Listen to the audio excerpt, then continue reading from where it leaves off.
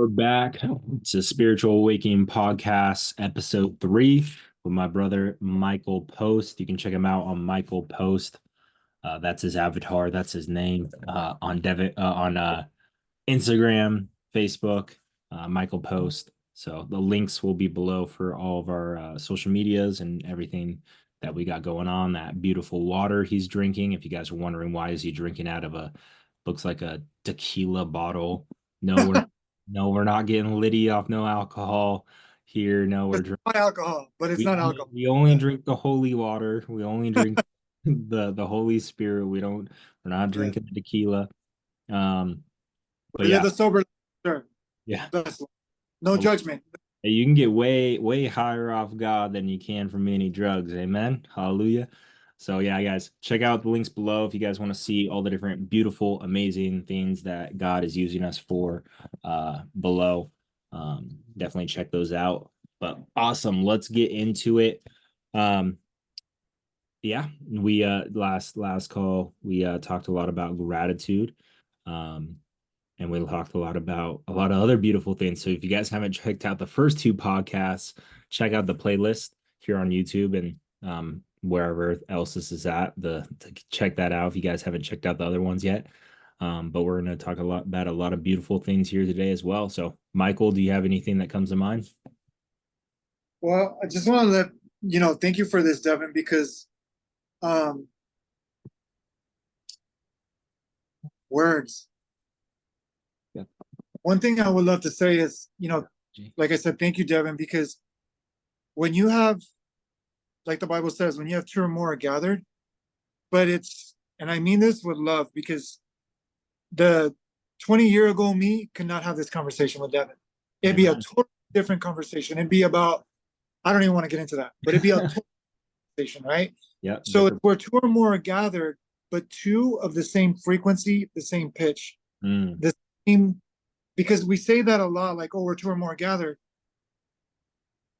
But what two are those gathering? mhm. Because if we see the way the world is because a lot of people are gathering in the delusion that they're waiting for something to change in the future. Mhm. And if we look at, I know this didn't mean to go there, but if you look at the Great Depression, if you look at, the real estate crash, if you look at, 2012, it's those, even 2020, just recently. Mhm. If you look at the people that didn't buy into the outer noise, the crazy ones look the most sane. Yeah, because they're with the crowd. Exactly. So when you are with the crowd, you're going to be hypnotized to believe the dream is real, then wondering why some future dream is going to wake you up from the dream that you're dreaming. Mhm. The So to Matrix. wake up from the dream that you're dreaming, you gotta choose to wake up. You can't wait for the dream to wake you up because it'll become a nightmare. Think about it. When you're dreaming, what helps you wake up? A nightmare, right? Mhm. And the nightmare, you don't wake up from the nightmare until it gets really bad. You don't wake Mhm. up from the nightmare when it's bad, like a little bit. You're like, oh, let me experience this a little bit, Mhm. right? Let me experiment with this. Mhm.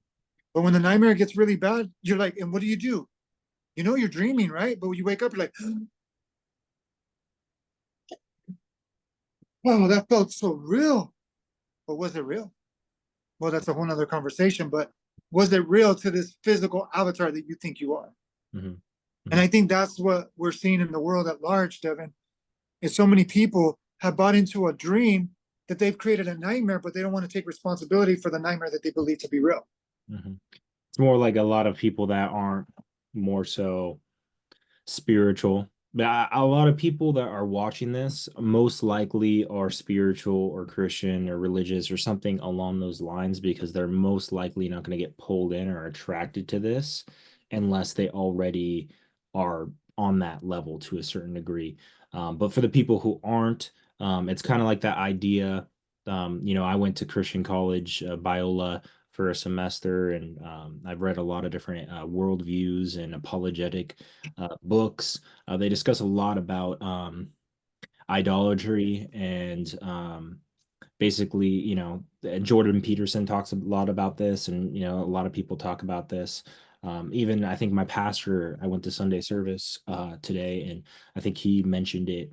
today as well, is like we are designed to worship, right? Or we are designed to um, basically have a God, right? There is a God of our life. I think he was talking about the Beatitudes where Jesus was speaking specifically about money, that you cannot worship two gods. You cannot worship both God and money. You must pick which one. And it's like that with anything.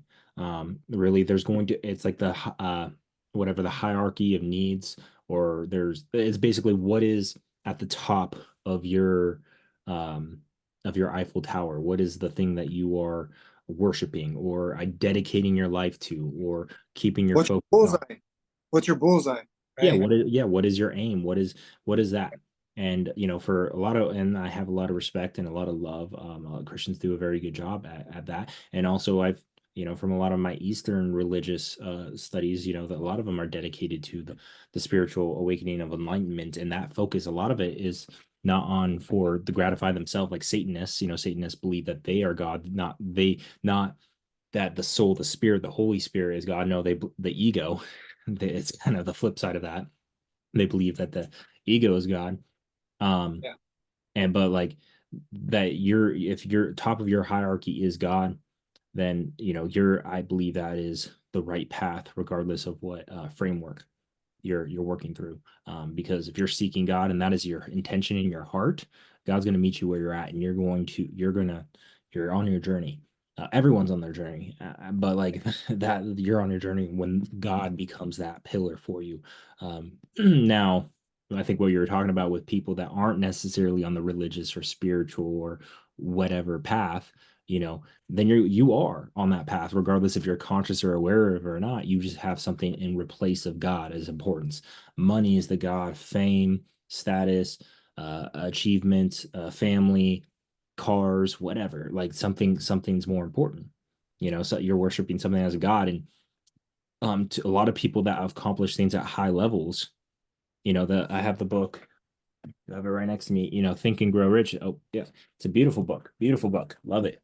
Read it probably a dozen times. I know you mentioned it before. It's a great book. I'm Uh, guilty. I'm guilty of judging that book, and that's a yeah, whole other well, conversation, it's a Devin. spiritual When I book. first Yeah, read the book, but because I the thought first, the all about first, money and put it down. I was well, like, yeah, I don't. it Yeah, is. I think it's a blueprint to bring in anything it's deeper than that, though. physical It's deep. reality. Yeah, it's deeper than that. Not just money, but money, what is money? Money is a symbol, right, of energy, of value, of exchange. But so there's nothing wrong with money, but when you make money your god, then you probably will have some issues. I think we've all experienced that to an extent, and maybe you're currently experiencing that, where God is the top of your, or money is the top of your value. So you're worshiping it like a god. But Think and Grow Rich, I think it's the second chapter or third chapter. I think it's thoughts, and then faith, and then desire, or thoughts, desire, faith, desire, right? And so what is your heart's desire? Is it God? Is it God above all else, or is it money? It's just like when we were talking about in the last podcast, where Jesus said you must love God with all your heart, with all your mind, with all your strength, right? And so making sure that God, is at the top, right? And um can I touch on that right there? One Yeah. second. Oh, the last thing to finish is just to finish that is when you're addressing where the status of the world is, very political people or whatever, it's trend, or I don't know. I don't want to get banned on YouTube. I don't know how political YouTube might be, but when you make a political party your god, or certain ideas, certain belief systems, certain things, you're I think making that your god. I think that's such a good point because if something angers you, that's your God. And what I mean by this, it's not going to be easy to hear. And Devin, I don't really want to sugarcoat things because I think like these kind of conversations, they need to be spoken about, or they get to be spoken about, because it's these conversations that are kind of controversial. That is the reason why we repeat cycles, right? So when you're talking about, what you just mentioned, the political is like even anything in general. If something gets you angry or sad, or even Jesus said this, when you judge, it's like take the plank out of your eye before you judge the splinter in someone else's eye. So when you're judging, you're actually self-inflicting so much violence onto yourself because we're one, Mm, right? mm, So when you're judging, you're actually worshiping the judgment. mm. I Jesus is trying to tell us to remove the plank out of your eye, mhm. because that whole plank is your focus. Yeah, And that's this plank is more important mhm, than anything outside of you. mhm. It's like it's beautiful to be grateful for the consciousness of feeling that need to judge that person. Oh, they're homeless, they're poor, they're egotistical, they're whatever. You're probably only able to consciously be aware of those things because you see it as a reflection of self. It's that I have a quote from one of my mentors who's actually a very worldly person. But that's a judgment because he has a spiritual thing that he would say how you see the world is a reflection of self. You talk all the time. Hello, divine mirror, right? You have your divine mirror. Everything is a divine mirror. Everything's a mirror, right? It's a reflection, just like this mountain on the lake. Super beautiful, right there. But yeah, how you view the world's a reflection of self.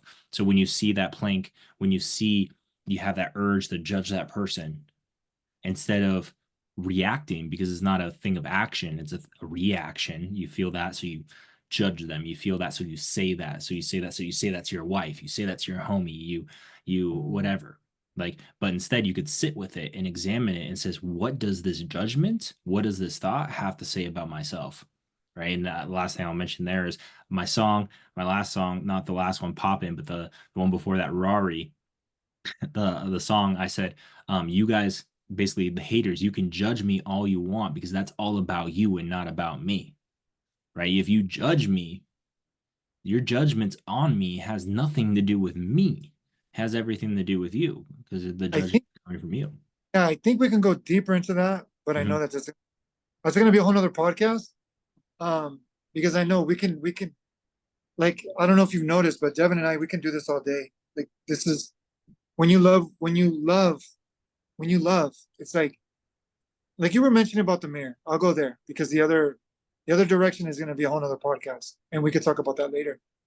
Um, but I was just telling my wife day before yesterday this on the phone, and it's just like, just when you think you like have hit a point, right? It's like this love is so dynamic and so abundant that you realize you're just barely touching the surface. So when I was talking to my wife, I was like, you know what? Like, I see the mirrors everywhere. And when you talk about the mirror, that's what I wanted to touch on real quick, is because when you see the mirror, this is the kingdom of heaven. Because when you see the mirror, you're saying that everything is one interconnected energy, consciousness, love, life. It's God everywhere. But if you're not willing to see the mirror, it's like when you see the mirror in your reflection. If you judge the reflection, you're not going to have a very joyful life, no matter how much you try. Mhm. So when you address the mirror, you're not trying to change the mirror from the outside. You know that's crazy. Mhm. Just like if I tell you smile, but without smiling, get the mirror to smile. But it isn't that what we do as a society? Mhm. It's like the I believe it's a Gandhi quote. I don't know if it's Gandhi, but the quote, be the change that you want to see in the world. Yeah. Yes. Right? Because by changing yourself, changing your internal, growing internally, growing spiritually, changing your mindset, your paradigm, your perception, you're raising your level of frequency, consciousness, whatever, surrendering your ego, growing closer to God, following Yeah. Christ, the whole shebang, right? That within itself will change your whole world, Yes. and And and I it will change the world for others because you're going to interact with the world differently. and I think we need to address that really quickly, but I don't know if it's going to be too controversial, Devin. So you have the liberty to stop me at any point, because I do want to honor your audience because I'm on your podcast. Well, I'm on the podcast that you facilitate, Yeah, it's on right? my audience, but it's yeah, Right. yeah. So one thing I want to say is I think that we use Jesus as an excuse or a scapegoat most of the time. And what I mean by this is because when you honor Christ, it's not honoring the idea of a person of Christ, because that was the vessel. Like even he said, it is not me that do the works, it is my Father that come and do these works. So he was saying that the vessel was simply an avatar. And even when he was in the Garden of Gethsemane, he said, Father, Father, please remove this yoke from me. He was scared. And what is fear? Sin. But this is too much of an uncomfortable subject for most. But Jesus was scared. Yeah. But we don't want to see him. We don't want to see him in his humanness because we're like, well, if Jesus was human, then how could he be the Son of God? Because Jesus was saying, I mean, he meditated in the desert, just like we're talking on the other podcast, right? The reason why I brought that up is if Jesus was the all-powerful God in the physical form, then he wouldn't need to meditate.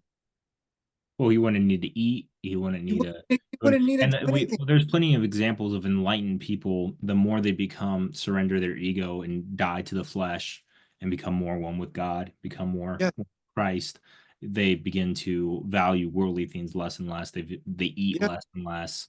They bathe less and less. Like they become less and less careless about the physical because they are so entwined with the spiritual. I think Well, it's yeah. I believe that you're mentioning right there, and I know it's going to be controversial for me to say that, but when the Spirit guides us, we speak. Is Mhm. I think that there's a irresponsibility there because yes, you can sacrifice your vessel and all that, but it's like this belief system that I got to do this to be spiritual. I do what I want, how I want, when I want, and I know that God is my one spirit. It's like I don't mean to say this like irresponsibly because I'm saying, let me give you an example for this to more hit home. Devin, can you bench? And I'm not trying to put you on the spot here, okay? Can you bench 100 pounds? I'm sure you can, right? Yeah. Easily, right? For you, it's like a walk in the park. Yeah. But for someone that's starting to work out, can they bench 100 pounds? I mean, depending on their history and Right. But what I'm maturity saying and is, what they do. Yeah. if they've never worked out their muscles, 100 pounds is going to feel Yeah, a pretty lot heavier. hard. Yeah. Right. Right. So what I'm getting at is what we're conversating, Devin and I, is when you work out your muscles, you're going to realize, let me explain in a very simple manner. Positive and negative. This is why we have the school samadhi. It's samadhi sea of wisdom. So the brain is designed to be a servant. But because we've forgotten who we are, the brain feels like a master. And when we want to serve God, but we listen to the thoughts and think it's God, it's actually serving the brain. So the brain has become our master. So this is why Jesus went into the desert, because he knew he had to relinquish the control, because he knew he wasn't going to force his way to be to Yeah. fulfill his role, his duty. Yeah. He knew Well, that he had to purify his vessel, because if we really want to get into this conversation, Devin, is I don't believe Jesus suffered as we're told, because when you master your body, pain becomes very minimal to the body, because yeah. you have mastered your body so much. Just Mhm. like when you lift 200 pounds, Devin, for the uninitiated, it's going to feel like a miracle. Yeah. Yeah. Well, I mean, Right? I think there's So, plenty of examples of spiritual people that have continued to, when you transcend, when you die to the flesh, right, and you transcend it and you're more entwined with the spirit, like through fasting, like there's people, Jesus was one of them that fasted for so long, yeah. right? You're dying to the fleshly Hey, desire. You're becoming 40 less days. into Come the on. body. That's like, Yeah, that's that's deep. cancer right there. Yeah, yeah, and so Right? I'm sure that, but I think the thing is, and there's plenty within the Christian faith. I believe Mormonism is one of them. But there's a lot of different ideas around worshiping the suffering of Christ, which is like this is a Catholic cross, I believe. Jesus is on it, right? And the thing is because you're focusing on the suffering when, it's not about that, obviously, but like how to what extent did Jesus actually suffer? I'm sure there was still some degree because you are indwelled in the physical body, and so there is sensation, there is nerves or Yeah. whatever. But you would imagine somebody who's at the highest level of spirituality, the highest level Well, of let me Holy say this, Spirit. Devin. Let me say this to what you're saying, because I think you're touching on a very, very, very, very, very important subject.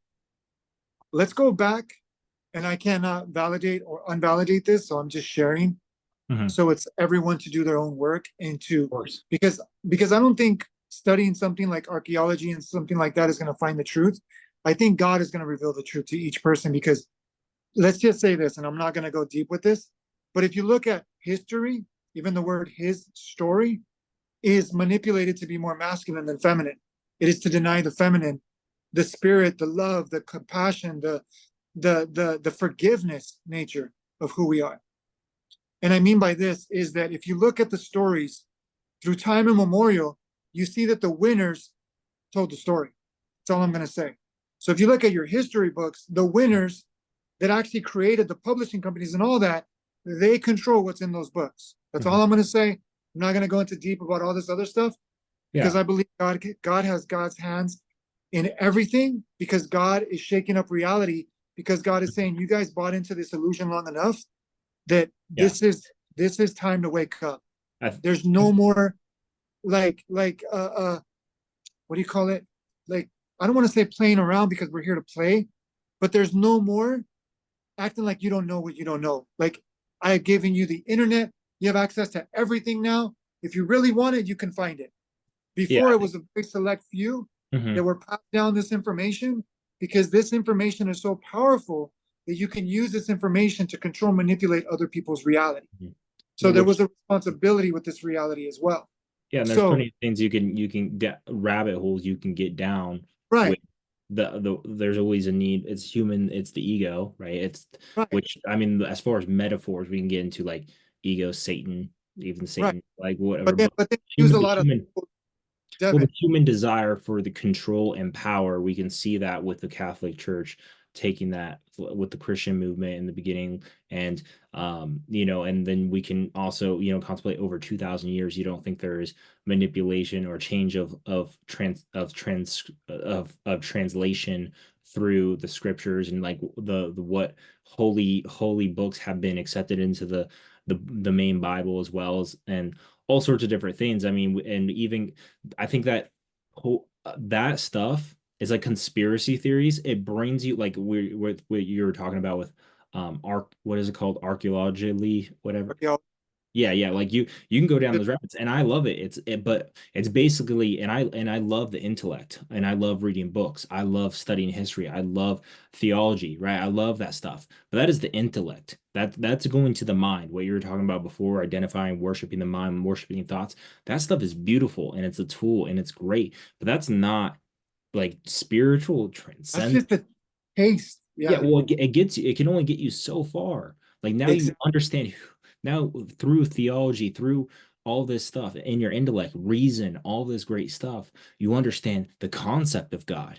But that's not where Right. you experience God, right? Like you don't experience God through history books and through going, through even through understanding all the stories of God. That's just I think a great metaphor to what you're saying, yeah, Devin. And then I want to go back to what I was alluding to, yeah. because I think this is very, very beautiful here. Is that if somebody tells you about the movie that they watched, right? They can paint a picture of it, every little detail, whatever. But until you go experience the movie, you're not going to know exactly what they were talking about. But I think it even goes deeper here, because you can go watch a movie, but when you live the life and a movie is created from the movie that you've lived, Mm, it's like a whole nother level, because you're now it's like, yeah, you're experiencing hey, it. I wish they would have articulated this better, because that's not, I mean, I know I try to describe, because it's like they didn't live that life. So it's like they Yeah. can do their best to articulate it. And I think that that is what has been repeated throughout the story of humanity. I say the story of humanity because it includes both. Mhm. The story of humanity is that if you have a very spiritual experience, like let's just say one of them would be Jacob and Jacob's ladder, right?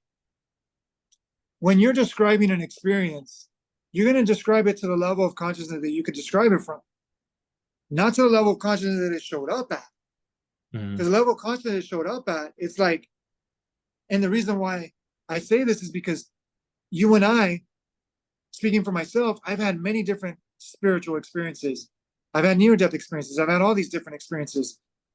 And let me tell you this, that to describe it to someone else and to create a theology, a philosophy of it, like I don't even want to go into that because it will be washed down, it will be watered down, it will be diluted, because this is why Jesus even said, die to be born again. He wasn't saying like this is the ultimate truth. He was saying, and I mean, like we go back to that example, and then I know I'm kind of getting off a little bit, but I think this is part of what you're saying, is that when you look at Nicodemus, and for people that may not realize this, I've studied this, so I can tell you from personal study and research and deep study. I was in prison. I studied the government. I was involved with people that were involved in the like deepest conspiracies. They were set up and all that. So I can tell you from people that I've spoken with that were in the middle of this, there's things that let me just say that there's much more going on than people can imagine. But here's my point, is that when you see that things aren't fitting anymore, this is like you said, the intellect can go so far. You can't go there. This is why. Right. Also never ends. Yeah. Right.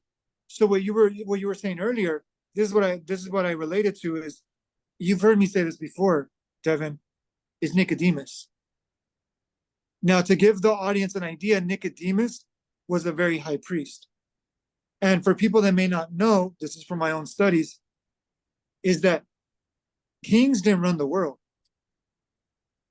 It was the medicine man. It was the priest. It was the rabbi. It was because the faith of the fear of God, or the fear of the deity that they believed in, the priest would control the king's decision.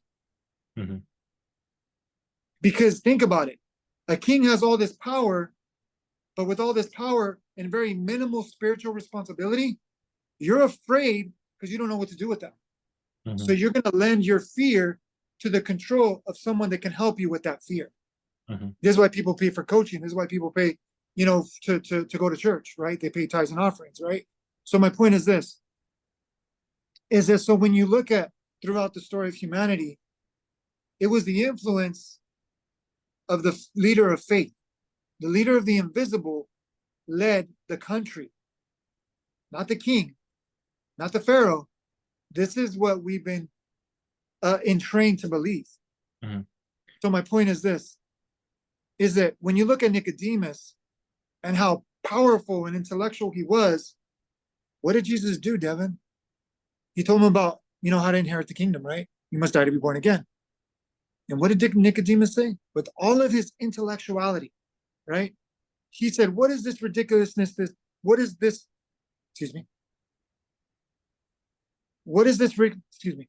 ridiculousness that you speak of me of? What, to return into my mother's womb and be born again? And Jesus said so simply, and this was the cause, I feel and I believe that this was the cause, according to the story that we're told. That's why I say according to the story that we're told. Because the people that wrote the story, we don't really get a lot of the story. We get a lot of the main points of the story, but we don't get the behind the scenes of the story. And that's important, right? That's why Jesus says, meditate on God's word, because we don't get the full picture. So when Jesus answered, and I'm saying that this is why I feel, without a shadow of a doubt, in my conviction, that this is why Jesus was crucified. And he fulfilled prophecy by saying this, because Jesus didn't fear. This is the key. He said, if you do not know, if you do not understand the simple mysteries of my Father, the simple, not the complicated, not the intellectual, not the sophisticated, not the philosophical, not the theological, because if you study high priest practice, they study all of that. Philosophy, theology, mysticism, that's why they call mystery schools, right? And they cannot speak this to their public because it's too high and far advanced that you need to mature through it. For people that don't know, I've studied this. The jewels that they wore on their chest were the dimensional energy centers of the human body. They knew how each of these operated and what tonatures, what frequencies, what music, what sounds, what words, every single minuscule thing, well, not every, but many of the minuscule things that will transform lives like that. They had a lot of power. Jesus came along and said, I mean, really feel this. If you're listening to this, really feel this. This is why Jesus spoke in parables, because he didn't want to crystallize or concrete a truth. He wanted you to feel the story and play with the story of how it related to you so that you can awaken it within you. He was giving you the keys to the kingdom.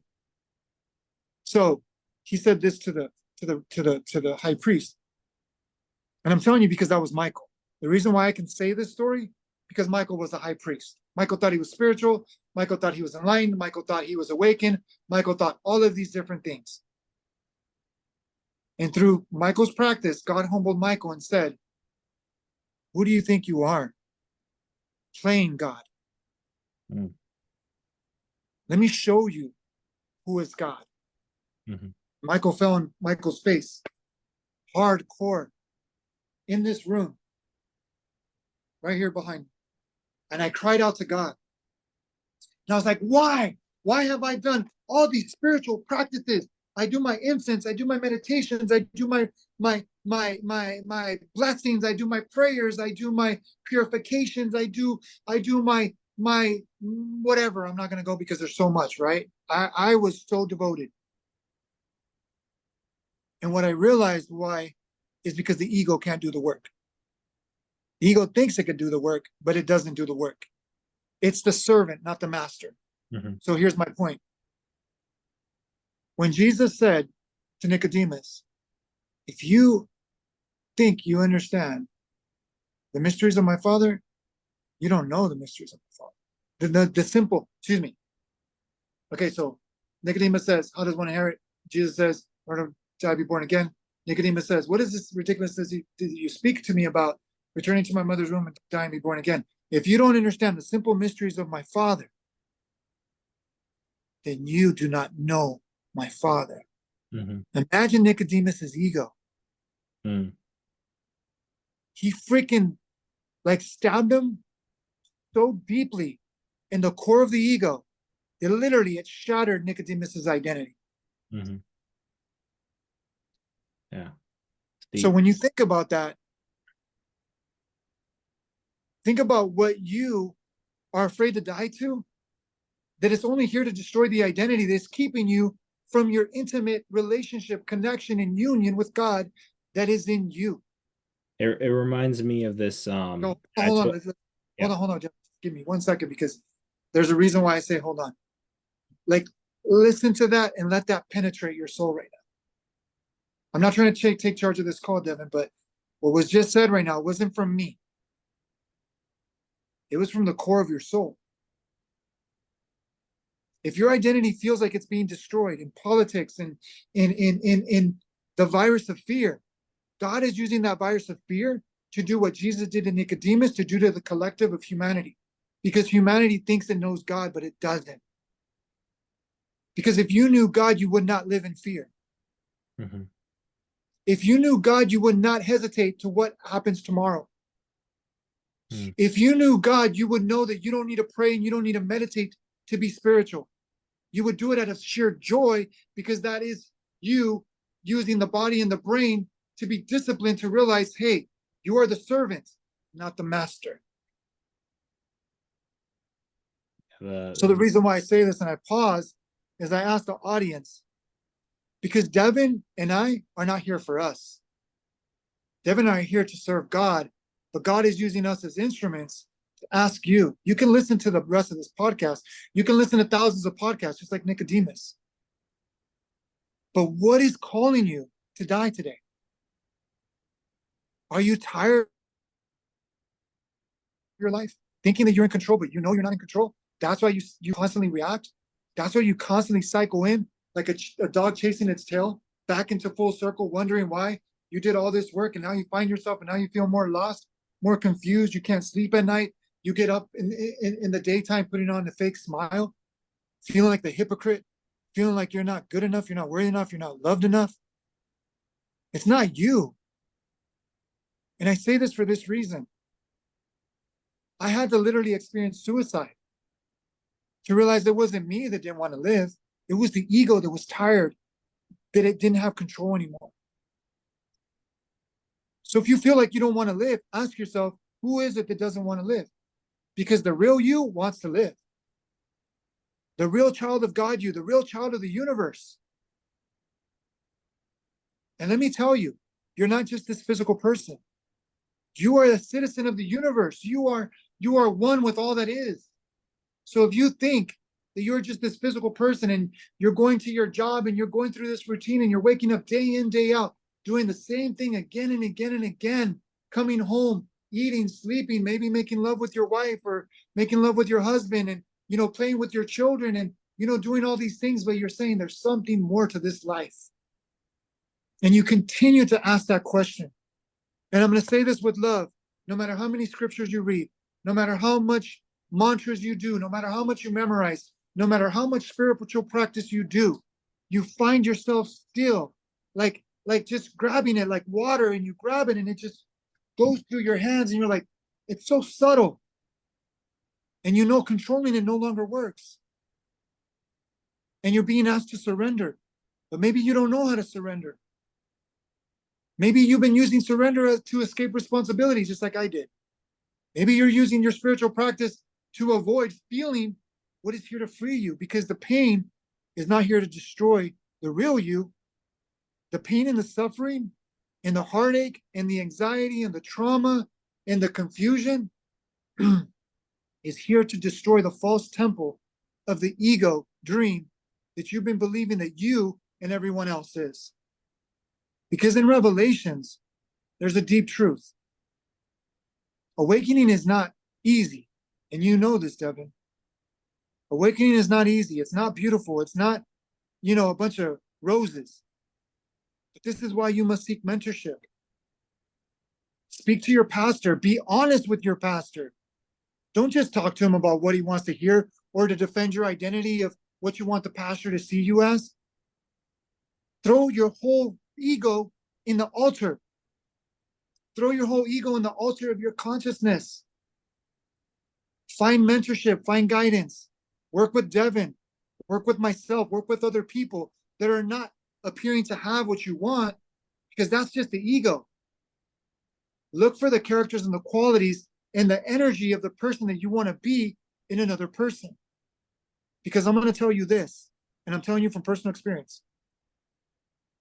Somebody on the street that you think is less than you, because I thought I was, hot stuff when I was, gangbanging and all that.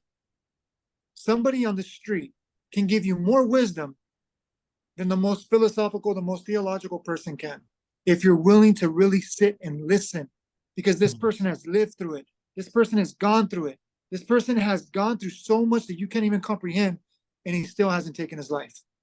Now tell me this, if you went through what he went through or what she went through, would you still be here, or would you have given up? Yeah. So honor that person. Honor that person. Just like you shared about your dad, Devin. And excuse me, I'm almost done. Just like you shared about your dad.